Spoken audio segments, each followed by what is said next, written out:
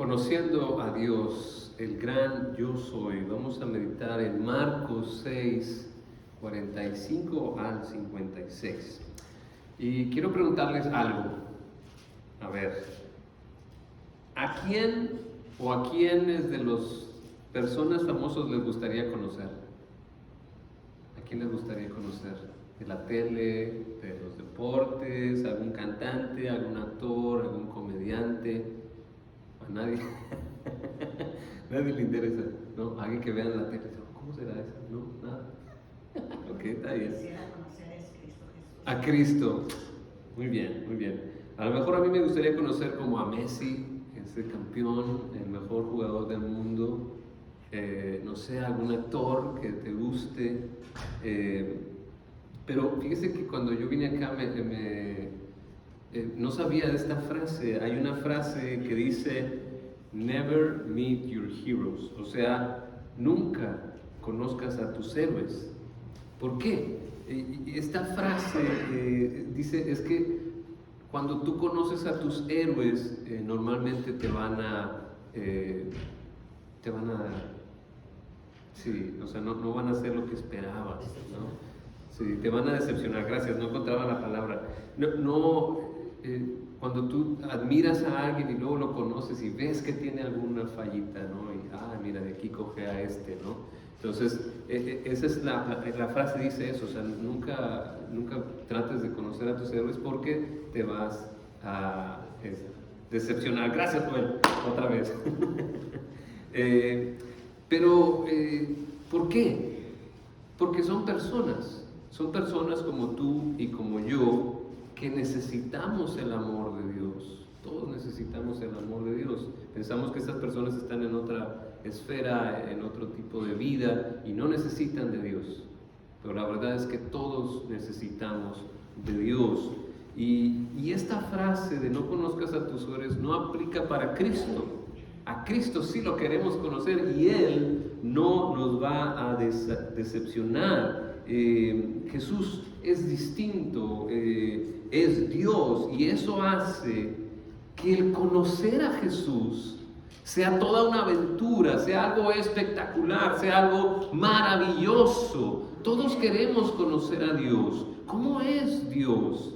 Y eso es lo que hemos estado haciendo en este estudio de Marcos. Hemos estado aprendiendo más de cómo es Dios al conocer a Jesús. Dice Pablo que Jesús es la imagen del Dios invisible. Y Jesús le dice a sus discípulos, ¿por qué quieres conocer al Padre? El que me ha visto a mí, ha visto al Padre. Entonces tenemos que conocer a Jesús. Jesús es Dios. Y ya hemos visto varios aspectos de Jesús. Hemos visto su maravilloso poder, su autoridad sobre todo, pero también vimos su habilidad para enseñar, la compasión que tiene por las ovejas perdidas, hambrientas, esas que andan sin pastor. Hemos visto varios rasgos de cómo es Jesús y así es Dios también. Y ahora vamos a seguir conociendo a Jesús después de alimentar a los 5,000. ¿Qué fue lo que pasó después de este milagro del que hablamos la semana pasada de manera bilingüe?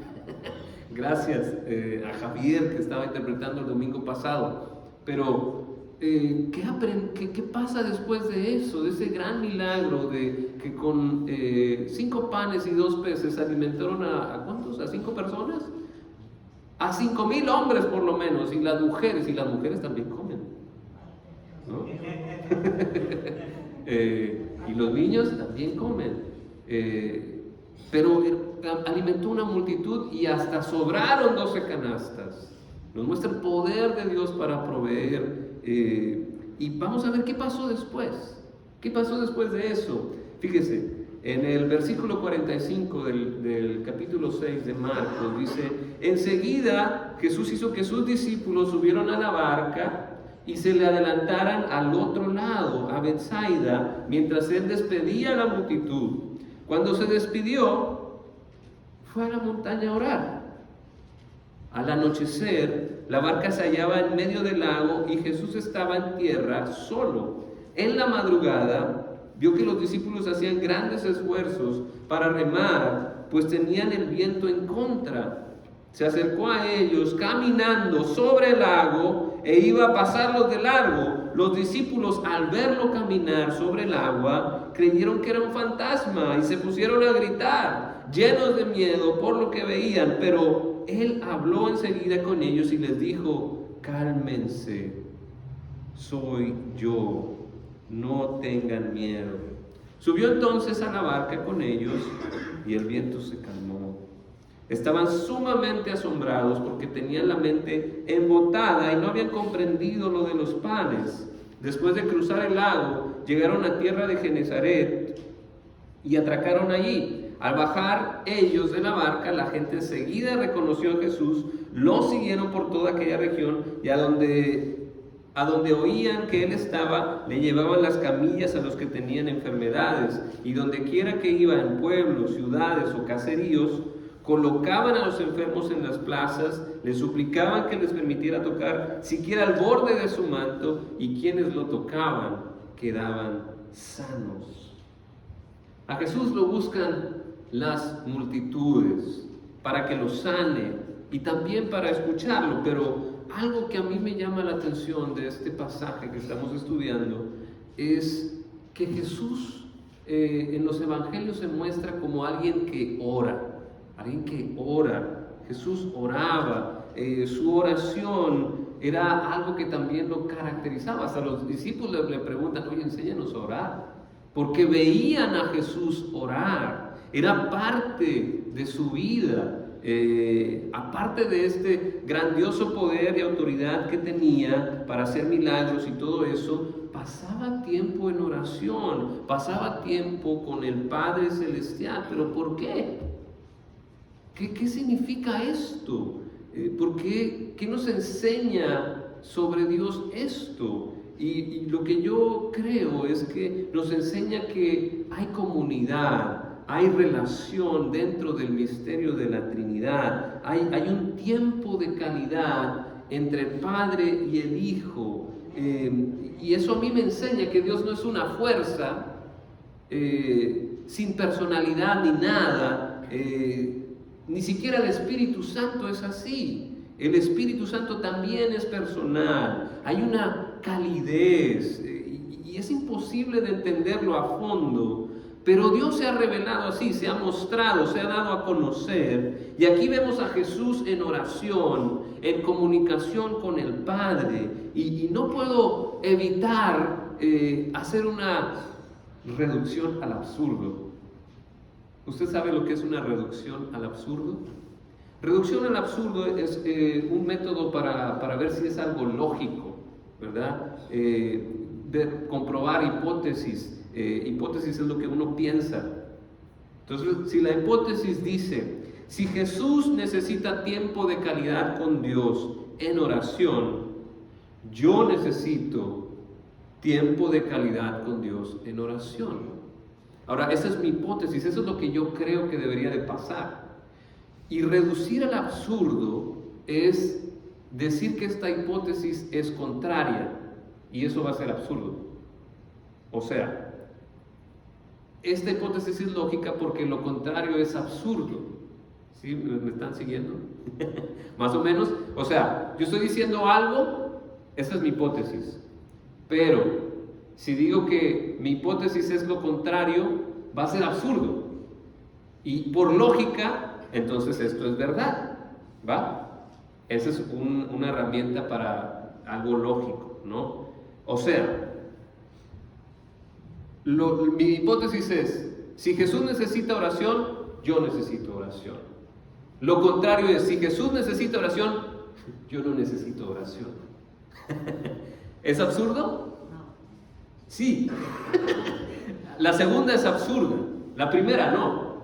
Por eso es verdad, porque lo contrario es totalmente absurdo, no tiene sentido, ¿verdad? Si decimos: si Jesús necesita tiempo de calidad con Dios en oración, yo no necesito tiempo de calidad en oración, es totalmente absurdo. ¿No somos mejores que Jesús? ¿O usted es mejor que Jesús? Y Jesús, que es Dios, que tiene todo el poder, toda la autoridad, pasa tiempo en oración. Yo también necesito pasar tiempo en oración. O yo soy mejor que Jesús, yo tengo más poder que Jesús, tengo más autoridad que Jesús, tengo más experiencia que Jesús, yo no necesito orar, yo tengo una mejor relación con Dios que Jesús. Es absurdo, absurdo no orar, es absurdo no orar. Lo que vamos a hacer, vamos a orar como Él. Exacto, eso es lo que estoy tratando de decir. Es absurdo pensar que no necesitamos oración. Si Jesús pasaba tiempo orando a solas con Dios, yo necesito tiempo a solas con Dios orando. ¿Por qué? ¿Por qué hacía esto Jesús? La relación con el Padre es importante, es vital. Lo era para Jesús, lo es para nosotros. Para nosotros es importante la relación con el Padre Celestial. El Dios de la Biblia, fíjese bien, el Dios de la Biblia, dije mi Biblia ya, pero iba acá. El Dios de la Biblia es diferente al que nosotros queremos inventar. El Dios de la Biblia es diferente al que nos dicen la gente que no conoce al Dios de la Biblia. El Dios de la Biblia se ha dado a conocer en Jesús, se ha mostrado. Lo que a veces pensamos o hemos escuchado, Dios es diferente. Dios no es un tirano. Dios no es alguien que vive allá en su palacio y no quiere relacionarse con nadie porque es santo. No. Dios viene en Jesús para tener una relación con nosotros. Muchos dicen ahora hay una campaña, si usted ve la tele, hay una campaña contra Dios fuerte.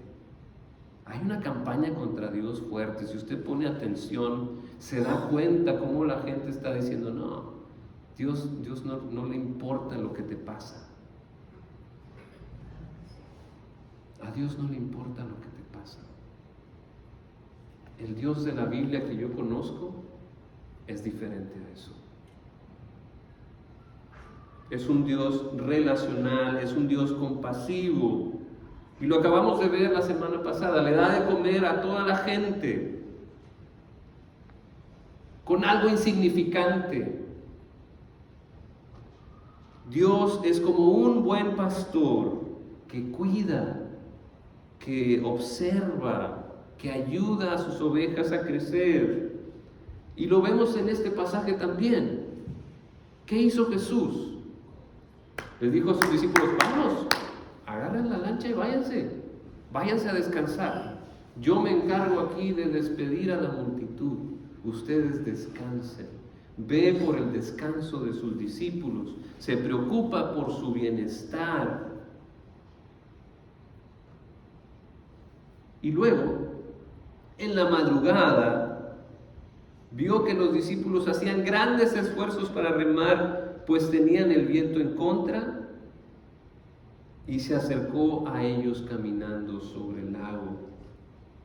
Jesús nos muestra a ese mismo Dios que yo veo en la Biblia, un Dios que se preocupa por lo que te pasa. Y no solo se preocupa y dice, ay, pobrecito, ojalá que alguien lo ayude. No, Él hace algo al respecto, los observa. Y eso quiere decir que no pasan desapercibidos. Alguien los está cuidando. El pastor tiene que cuidar a las ovejas, ¿verdad? No puede ser pastor y no cuidar a las ovejas. Tiene que observarlas, tiene que verlas. Y esto no es nuevo, no es algo nuevo, es algo que está aquí en la Biblia. ¿Se acuerdan de Génesis, Éxodo? En Éxodo, la salida del pueblo de Dios de Egipto, mire lo que le dice Dios a Moisés. Dios le dice esto a Moisés, en la zarza ardiente que no se consumía. Esto es lo que le dice: ciertamente he visto la opresión que sufre mi pueblo en Egipto. Los he escuchado quejarse de sus capataces y conozco bien sus penurias. Así que he descendido para librarlos del poder de los egipcios y sacarlos de ese país para llevarlos a una tierra buena y espaciosa, tierra donde abundan la leche y la miel. Dios no cambia, sigue siendo el mismo y Jesús nos lo muestra cada vez mejor. Es el mismo Dios. Y bueno, sí, a veces no entendemos lo que hace Dios, no entendemos sus tiempos, no entendemos sus acciones, pero Dios sabe mejor que nosotros. Confiamos en su soberanía, en que Él sabe qué es lo mejor, en que Él conoce nuestras angustias y conoce nuestras batallas, pero hace algo, desciende. Nosotros queremos, tu nombre levantaré, y allá arriba está, pero Dios baja, Dios se arremanga, mete las manos al lodo y nos saca. Dios hace algo. De la misma manera Jesús se acerca a sus discípulos caminando sobre el lago. Dios atraviesa todas las fronteras que nos separan para ayudarnos, para caminar con nosotros, para acompañarnos. Es ese mismo yo soy que se reveló a Moisés. Esa es la clave para entender este versículo, yo creo. Porque cuando Jesús los ve les dice, yo soy, no tengan miedo. Es este mismo yo soy que veo aquí. Dios había enviado a Moisés a liberar a su pueblo. Y esto fue lo que le dijo Moisés. ¿Y quién soy yo para presentarme ante el faraón y sacar a Egipto de los israelitas? Dios le contestó, yo estaré contigo y te voy a dar una señal de que yo soy quien te envía. Cuando haya sacado de Egipto a mi pueblo, todos ustedes me rendirán culto en esta montaña. Pero Moisés insistió, supongamos que me presento ante los israelitas y les digo, el Dios de sus antepasados me envió a ustedes. ¿Qué les respondo si me preguntan, ¿y cómo se llama? Dios le respondió a Moisés, yo soy el que soy. Y esto es lo que tienes que decirles a los israelitas. Yo soy, me ha enviado a ustedes. Nadie puede conocer el nombre de Dios. Y mucho en ese tiempo eso de conocer el nombre significa que tienes autoridad sobre él. Algo así hay de eso. ¿Quién puede conocer el nombre de Dios? Nadie. Pero Él se presenta así. Yo soy. Y ese mismo Jesús se presenta a los discípulos así. Iba a pasarlos de largo. ¿Por qué iba a pasarlos de largo Jesús? Hay mucha controversia en esta traducción de la Biblia. ¿Qué significa eso? De que Jesús ya iba a ir. ¿Por qué se iba a ir? Muchos dicen que no iba a encontrarlos, ¿verdad? Y otros dicen que está relacionado con este mismo pasaje de Éxodo. ¿Se acuerdan cuando Moisés se cansó ya de jalar al pueblo? Y le dijo, pues nada más muéstranos tu poder, Dios, y con eso, déjame ver tu gloria para estar tranquilo. Y le dijo, no puedo, si lo hago te vas a morir, pero voy a pasar de largo y me vas a ver la espalda a través de la roca. Y lo puso en una cueva. Y es algo así. Jesús iba a pasar de largo, les muestra su gloria. Algunos dicen que es así, ¿qué piensan? Está interesante. Pero lo que vemos es que el Dios de la Biblia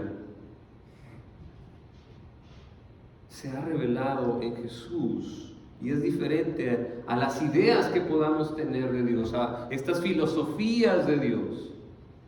Nuestra teología está basada en esto. ¿Qué es esto? No es algo que nosotros, por muy inteligentes que seamos, logramos entender de Dios, sino más bien es lo que Dios ha querido mostrarnos acerca de Él. Eso es lo que estamos aprendiendo, y lo estamos aprendiendo a través de cómo es Jesús, porque Jesús es la imagen del Dios invisible. Jesús es Dios. Jesús dijo, el Padre y yo somos uno. Y Jesús hace lo mismo, va sobre el lago, sobre el mar, y muestra su poder de la misma manera que este mismo Dios mostró su poder en la antigüedad. Cuando sacó a los israelitas de Egipto, ¿qué fue lo que hizo para convencer al faraón? Dijo, le voy a mostrar mi poder a faraón. ¿Sabe qué fue lo que hizo? Envió plagas, ¿verdad? Las 10 plagas de Egipto.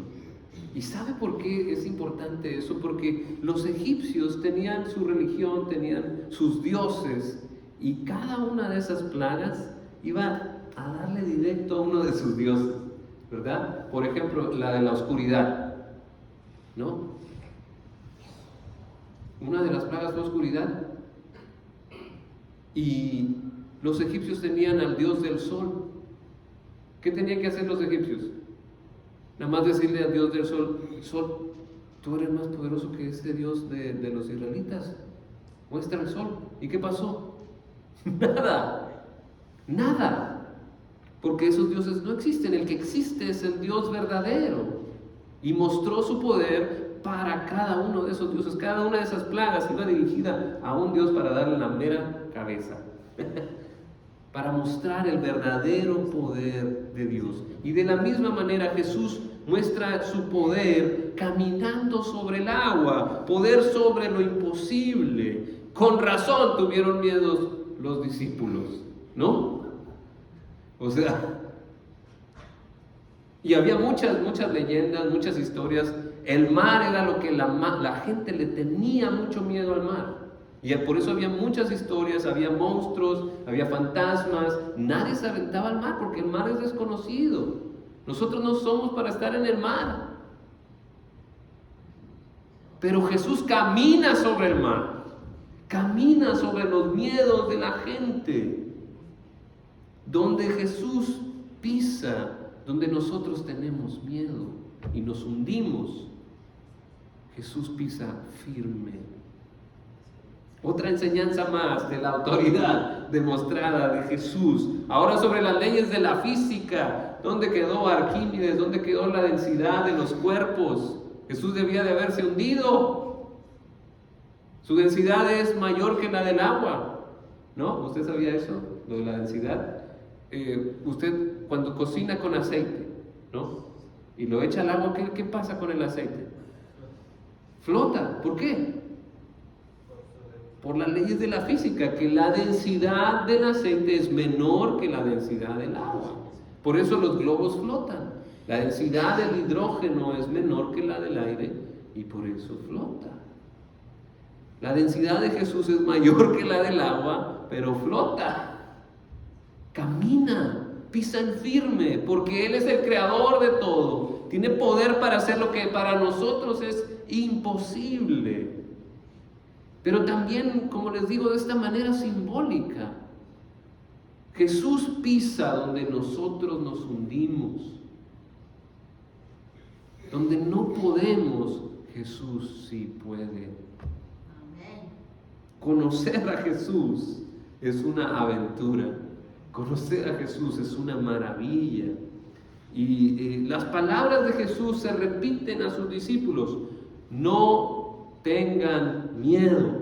Ay, qué fácil. No tengan miedo. Pero nos da un argumento para no tener miedo, para calmarnos. ¿Cuál es ese argumento? Yo soy. Yo soy.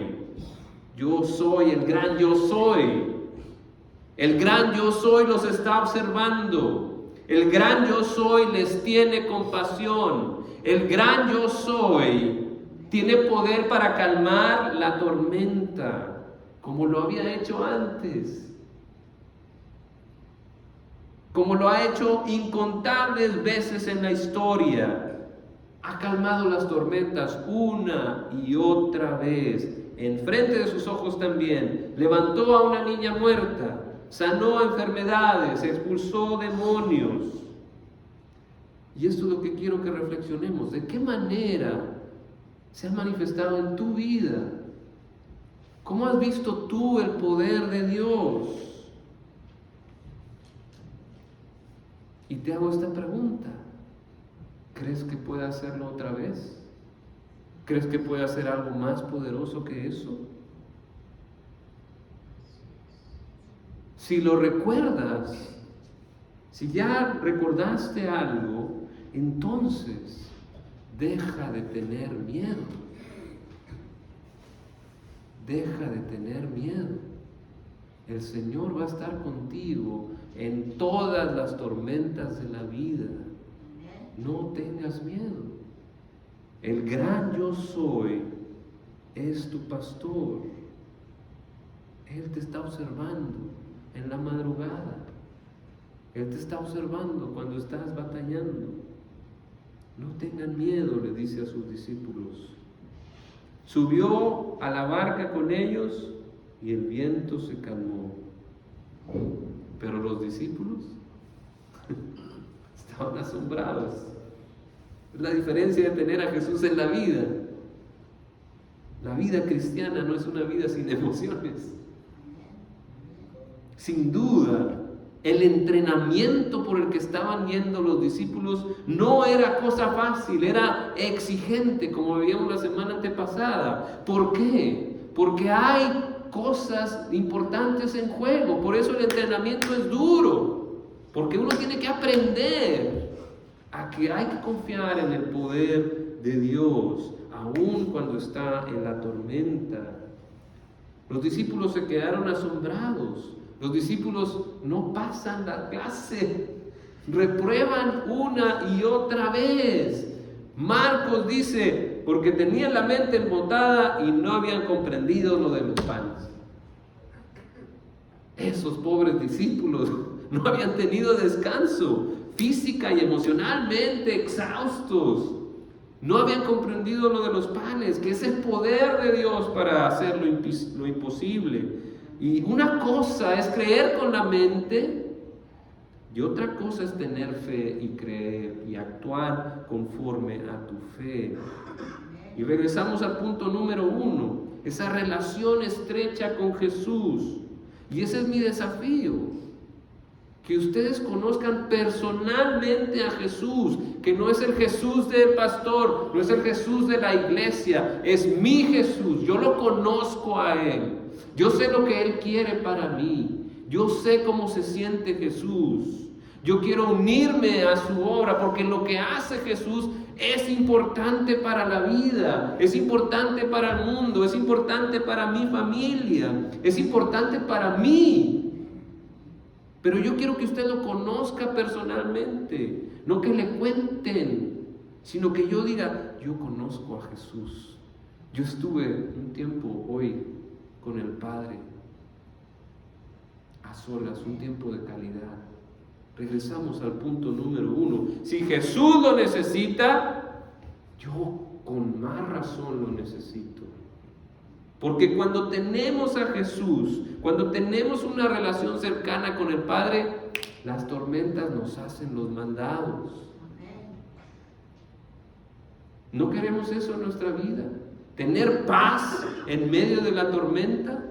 El único que te la puede dar es Dios. Es una relación estrecha con el Padre. Dijo Jesús, ustedes van a hacer cosas mejores que yo. ¿Las estás haciendo? Necesitamos una relación estrecha con el Padre. Saber cuáles son sus deseos, cuáles son sus caminos, cuáles son sus pensamientos. Que tengas una relación estrecha, que conozcas bien a Dios, a ese gran yo soy. Se reveló a Moisés, se revela a ti también. Tú también puedes tener una relación cercana con Dios. Jesús ya resolvió ese problema. El pecado que nos separaba, Él ya tomó cargo. Él dijo, bueno, porque tú estés bien, yo doy mi vida, doy mi sangre, para que tú no tengas que pagar por tu pecado y para que puedas tener una relación con el Padre estrecha y conmigo. Él ya resolvió eso. Nosotros tenemos que meternos aún más en la fe, conocer al gran yo soy, conocer a Dios, que crezcas como discípulo. Sí, vamos a reprobar varias materias en este camino espiritual, Pero Jesús sabe eso. Jesús sabía que sus discípulos iban a reprobar, pero los estaba formando. Y vemos después el resultado. Miles vienen por esto. Bueno, nosotros estamos aquí por estos discípulos. Millones de personas. Porque los discípulos pudieron conocer a Jesús de una manera personal. Y esa es mi oración, que tú puedas crecer como discípulo, que puedas conocer cada vez más personalmente a Jesús y seas transformado por Él y puedas unirte a su obra. Porque fácilmente podemos juzgar a los discípulos, ay, esos no pudieron, tenían a Jesús ahí enfrente, vieron milagros. ¿Y nosotros? ¿No hemos visto su poder? ¿Qué diría Marcos de nosotros, de mi vida? ¿Cómo narraría Marcos la vida de Eduardo? Eduardo no tenía la mente embotada porque había comprendido lo de los panes. Eduardo no tenía miedo porque sabía quién era Jesús, el gran yo soy. ¿Será que eso va a decir la Biblia de mí?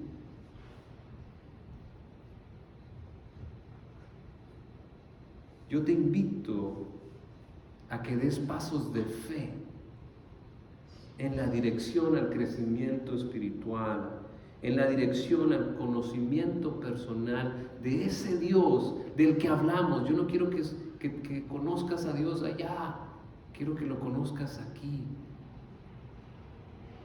Da pasos hacia ese conocimiento, pasos de fe. ¿Qué lección te está pidiendo Jesús que pases ahora? ¿Cuál es el siguiente paso que Jesús te está pidiendo que des? Es mi oración que puedas tener el valor de dar esos pasos y crecer en el conocimiento del verdadero Dios, el Dios de la Biblia que se ha revelado a nosotros, no uno que yo inventé, sino el Dios que se ha revelado, que quiere que nosotros le conozcamos, que podamos conocerlo y que dejemos de tener miedo. El miedo nos paraliza, no nos deja hacer lo que realmente quiere Dios que seamos, que podamos conocer al gran yo soy y dejar de tener miedo porque el gran yo soy está con nosotros, que seamos buenos discípulos, que se unen, que son efectivos en el reino de Dios, en su obra, que son enviados para poder remar contra la corriente del mundo. Amén. Amén. Muy bien. Quiero compartirles este canto, que es uno de mis cantos favoritos. Tengo muchos cantos favoritos. Pero este empieza con la señal secreta que se le da al primer asesino en la Biblia. Le da una señal secreta a Dios para que no lo maten también. Pero el canto dice que no tengamos miedo. Yo te invito a que dejes el miedo y empieces a obedecer a Dios en fe. No tengas miedo, hay señal secreta, un hombre que te ampara cuando vas en el camino que lleva a la meta. Hay huellas por la senda donde vas. No tengas miedo si es la noche oscura, tú no estás solo, ya no hay soledad, aunque la vida te parezca dura, hay quien dirige de la eternidad. No tengas miedo, Él guía tus pasos, tu nombre sabe y a tu lado está, es el